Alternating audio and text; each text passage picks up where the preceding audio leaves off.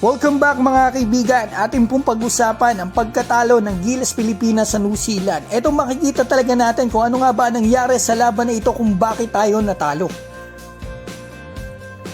Una sa lahat mga kaibigan, sa laban na ito po ng Gilas sa New Zealand, nakaharap po nila ang mas maliit na version ng New Zealand. Kasi si Toy Smith-Milner po pinakamatangkad nila dito sa loob. Ayan po ay 6'9 lamang, hindi po nakalaro si Sam Wonderberg at yung isa na 7-footer na si Tyrell Harrison. Pero eto mga kaibigan, makikita natin walang foul na nakuha dito si Junmar Fajardo. Pansin ko talaga sa laban na ito mga kaibigan, medyo manipis yung pito mga kaibigan. Kaya medyo dehado tayo sa pito. At the same time yung kalaban po, tinalo tayo sa 3-point shooting. Same problem, itong mga nakaraang pagkatalo natin, tinalo po tayo sa 3-point shooting. Kailangan talaga mag-step up yung mga players natin. So ito makikita natin, offensive foul, yung tira na yan. Not counted yun mga kaibigan. Halos, ano yun?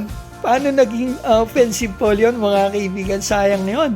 So ito makikita pa natin dito, naka 2 points si Newsam. At ito second quarter, tignan natin kasi tambak tayo, 30 kalate, lamang sa atin pagpasok ng second.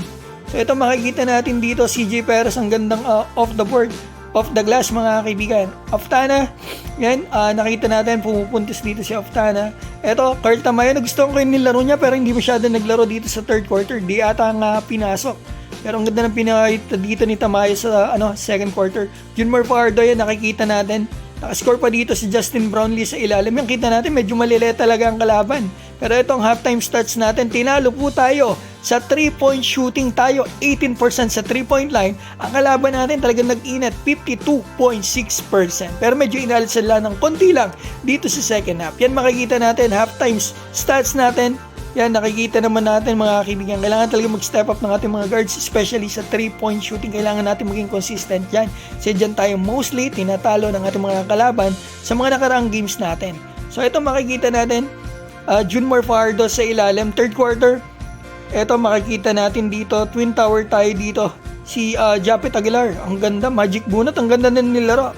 Makikita natin mamaya sa dulo, ang ganda po tambak sa ating bench points, mga bench players, yung mga bench players ng kalaban. Doon tayo panalo sa bench. Tinalo lang talaga tayo sa starters, talagang tambak tayo.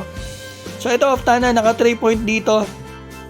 EJ Edu, makikita natin grabe daming rebound ni Edu dito mga kaibigan. Nga lang talaga kailangan maging consistent sa shooting natin. Kailangan mas ma-sure ball natin yung mga tira natin.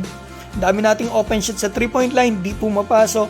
Saka sa ilalim, mas maganda ma-sure ball natin sa susunod sa mismong Asia Cup. Oftana, 4-3. Sayang yan mga kaibigan. Isa sa pinakamagaling nating player si Oftana ngayon sa PBA. Sabi po yun sa akin, isang PBA player na kaibigan natin. Pero sana dito sa international, mas maging consistent po siya at yung ating mga players like si Scottie Thompson, yung shooting sa 3-point line, at eto si CJ Perez. Ito makikita natin, naka-depensa pa dito back-to-back lang ating national team pero wala talaga mga kaibigan. Tinalo po tayo ng kalaban sa shooting, sumabay naman tayo sa rebound, medyo maganda lang yung ball movement. Para sa akin overall, may kanya-kanya tayong opinion, hindi ako eksperto. Ito yung napansin ko, tinalo po tayo sa 3-point shooting, mas maganda yung ball movement nila at medyo manipis yung pito mga kaibigan. Medyo maganda yung pito sa kalaban kahit talagang wala tayong magagawa mga kaibigan. Ganyan talaga bilog ang bola, medyo mabagal yung ikot ng bola natin, mas maganda yung ball movement ng kalaban, mas shooting yung kalaban.